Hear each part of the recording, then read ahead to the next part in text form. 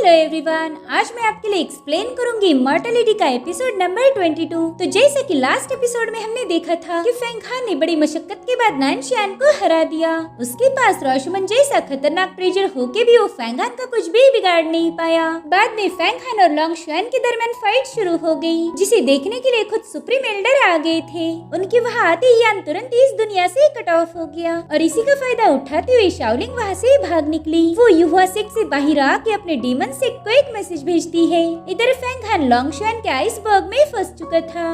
अब आगे तो हम देखते कि लोंगशुआन ने काफी अच्छे तरीके से फेंग हान को ट्रैप किया था। फेंग हान कहता है कि तुम्हारी ट्रिक्स तो काफी अच्छी है, लोगों को ट्रैप करने में तुम तो नानशियान का भी बाप निकली। तुम्हारा ये फॉर्मेशन रोशमन से भी टफ है। जिस पर लोंगशुआन कह रही थी कि नानशियान के पास बहुत कम पावर्स थी। ये समझ लो कि रोशमन के मुकाबले उसमें बस 10% ही काबिलियत है और इसी वजह से वो तुम्हें हरा नहीं पाया। अब फेंग हान सीधा आइस ड्रैगन के साथ भिड़ जाता है। वो उस ड्रैगन के साथ फाइट करते हुए कह रहा था कि लोंगशुआन तुम 3 सालों के अंदर ही सीक्रेट रेल्म की सुपरनैचुरल स्टेज पर पहुंच जाओगी। जिस पर वो कहती है कि 3 साल रुकने की जरूरत नहीं है, मैं तुम्हें इस मुकाबले में हरा के लॉन्गेटिविटी व्हील हासिल कर लूंगी और अगर ऐसा हो गया तो मैं तुरंत ही सुपरनैचुरल पावर में असेंड हो सकती हूँ। इधर फेंग हान सीधा उसके ड्रैगन के सिर पर चढ़ गया था। वो कहते हैं लोंगशुआन तुम्हारी ये एरी मुझे ट्रैप नहीं कर सकती। जिसके बाद वो तुरंत ही जाकर उसके आइस पोर्टल को डिस्ट्रॉय कर देता है। लोंगशुआन कह रही थी कि मैं तुम्हें ट्रैप नहीं करना चाहती, बल्कि मैं तुम्हारी माना पावर को ड्रेन करना चाहती हूँ। और अब वो आइसबर्ग ब्रेक होकर उसके टुकड़े फेंग हान पर जबरदस्त अटैक करना शुरू कर देते हैं। लोंगशुआन की टेक्निक थी कि पहला ट्रैप करो और फिर उसी का यूज करके अटैक करो। इधर फेंग हान उसमें पूरी तरह से कैद हो गया।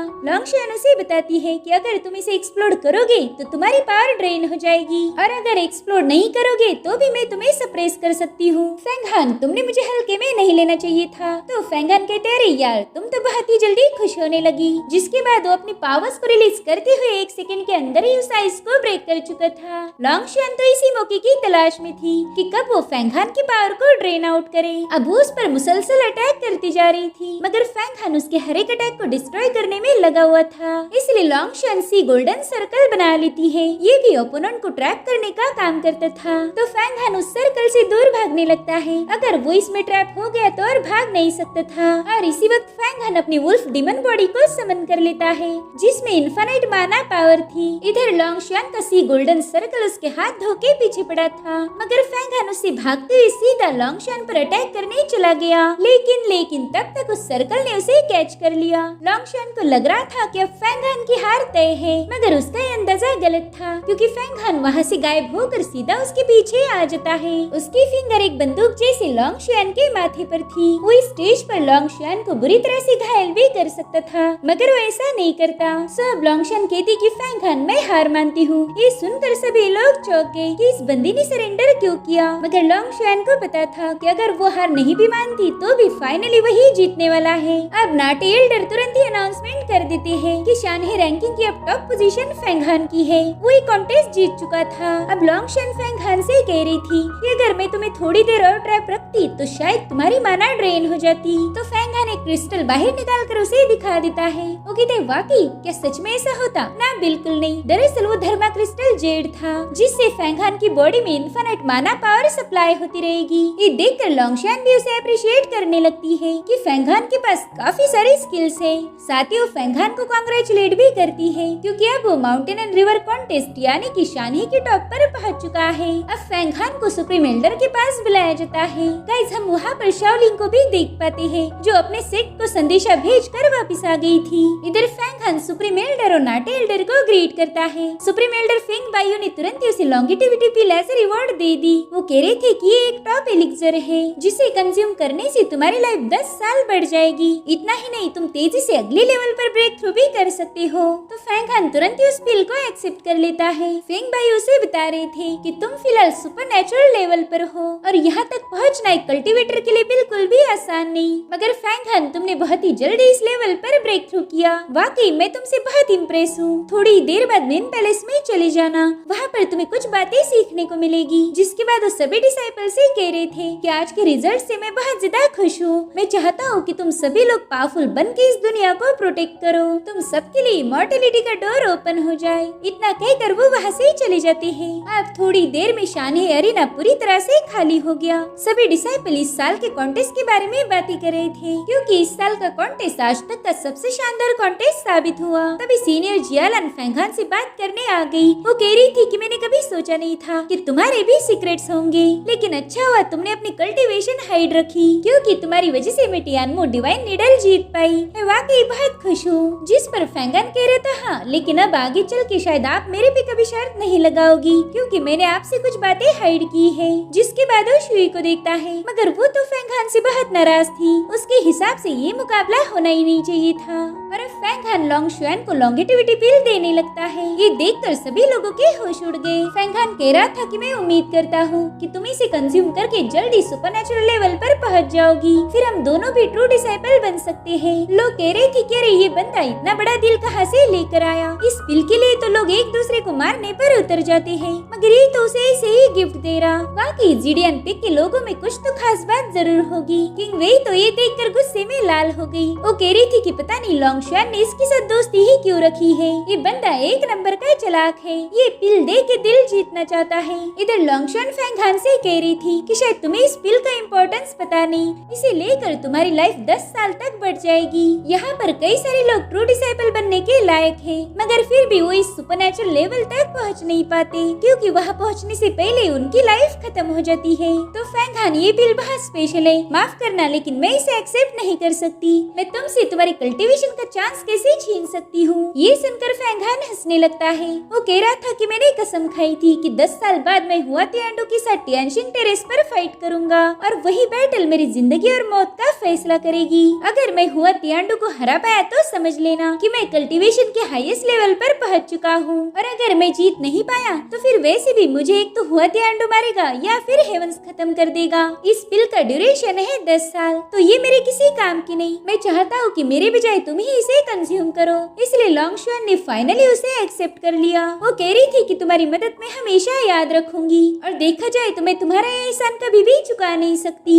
अब सीनियर जियालन फैंगहान से कह रही थी कि तुमने मैजिकल पावर सीख ली है, तुम चाहो तो मेरी जियालन पिक में आ सकते हो। जिस पर फैंगहान कह रहा था कि फिलहाल तो मुझे मेन हॉल में जाना है, बाद में मैं आपके पिक को जरूर से विजिट करूंगा। साथ ही मेरी एक डीमन सर्वेंट भी है जिसे मैंने अंडरग्राउंड से कॉन्कर किया था, आपको उसे भी इनवाइट करना पड़ेगा। तो जियालन कहती हाँ वो भी तुम्हारे साथ आ सकती है। और तभी सीनियर लिंगशो वहाँ पर आ जाता है। वो कहता है जियालन तुम्हारे पिक पर औरतों का राज चलता है, वहाँ मर्दों को तो आना भी अलाउड नहीं। अगर तुम फैंगहान को इनवाइट कर रही हो इसका मतलब ये है कि तुमने अपने ही पिक के कानून को तोड़ दिया। जिस पर जियालन कह रही थी कि मेरे पिक के रूल्स तो मैं बनाती हूँ, इसीलिए मैं उन्हें जब चाहे तब चेंज भी कर सकती हूँ। लिंगशो कह रहा था कि शायद तुम किंगशुई के डिसाइपल को छीनना चाहती हो, इससे तो तुम्हारे किंगशुई के साथ के रिश्ते खराब हो जाएंगे, और वो भी एक ऐसे बंदे के लिए जो 10 साल के बाद जिंदा भी नहीं बचेगा। खैर ये तो तुम्हारा डिसीजन है, मैं तो बस तुम्हें एक अच्छी सलाह देना चाहता था। जिसके बाद वो हंसे चला जाता है।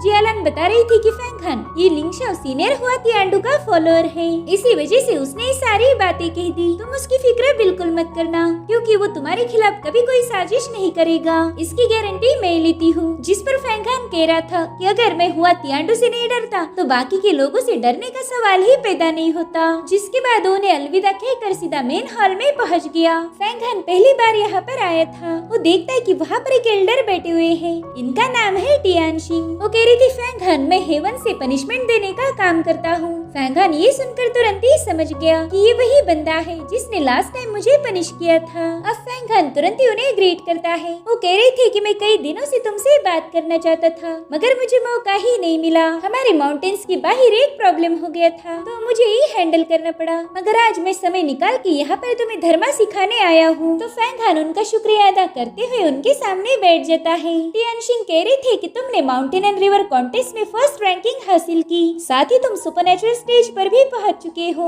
इट मीन्स कि अब तुम युहा सेक के ट्रू डिसाइपल बन गए और इसी वजह से मैं तुम्हें मैजिकल पावर की नॉलेज देना चाहता हूँ। जिसके बाद टियानशिंग तुरंत ही एक बुक बाहर निकाल लेते हैं जिसे spring, wind and would spirit technique कहा जाता था। वो बताते हैं कि इसे मास्टर करने से प्लांट और ट्रीज के स्पिरिट को भी एब्जॉर्ब किया जा सकता है। इसका यूज करके एक कल्टीवेटर माउंटेन्स भी डेवलप कर सकता है। अब टियानशिंग ने वो बुक फैंग हान को दे दी थी। वो कहता है कि मेरे कई सारे डिसाइपल्स इसे प्रैक्टिस करना चाहते हैं मगर उनकी पावर्स कम पड़ जाती है। तुम 1 महीने तक इस बुक से प्रैक्टिस कर सकते हो। ट्राई करो कि तुम 100 वुड स्पिरिट पिल को रिफाइन कर पाओ। अगर तुम्हें कर पाए तो बाद में तुम इस बुक को फेरी लाइब्रेरी में लौटा देना। साथ ही वो पिल भी तुम्हें मुझे देनी है। मैं चाहता हूँ कि तुम एक ऐसा पोशन बनाओ जो तुम्हारे फेलो डिसाइपल के काम आए। इससे तुम्हारी भी प्रैक्टिस हो जाएगी और तुम वुड स्पिरिट एनर्जी को अच्छे से यूज कर पाओगे। खुद नेचर ही तुम्हें मैजिकल पावर सिखा देगा। तो फैंग हान तुरंत ही उनका शुक्रिया अदा करता है। टीचिंग होने के बाद फैंग हान वहाँ से चला गया।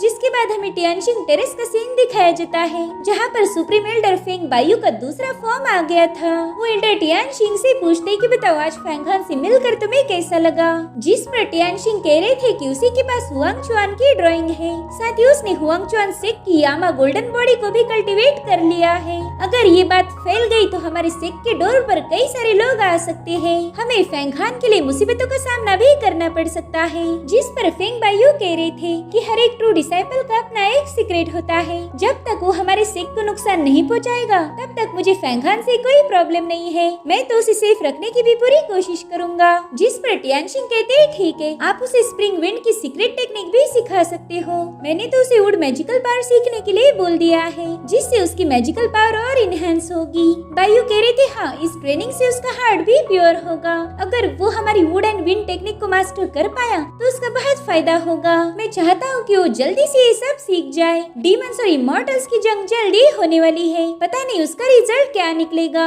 मुझे तो उस जंग की अभी से टेंशन आ रही है। जिस पर टियानशिंग कह रही थी कि हाँ, मैं आपकी बात को समझ सकता हूँ। डीमन के साथ होने वाली जंग काफी खतरनाक साबित होगी और उसके बाद हमारे सेक्ट में काफी सारे बदलाव देखने को भी मिल सकते हैं। फेंग बायू बता रहे थे कि आज के बाद मैं सेक्लूजन में जाके टाइम एंड स्पेस की प्रैक्टिस करने वाला हूँ। इसीलिए फैंग हान की जिम्मेदारी तुम पर है। साथ ही तुम्हें सेक्ट के मसले को भी सॉर्ट आउट करना पड़ेगा। इसलिए नींद थोड़ी कम लेना और पूरा ध्यान सेक्ट के काम पर रखना। जिसके बाद फेंग बायू वहाँ से चले गए। टियानशिंग कह रहे थे कि अब यहाँ पर सब कुछ बदलने वाला है और इसी के साथ ये एपिसोड यहीं पर एंड हो जाता है। Thank you so much for watching. Bye bye, take care.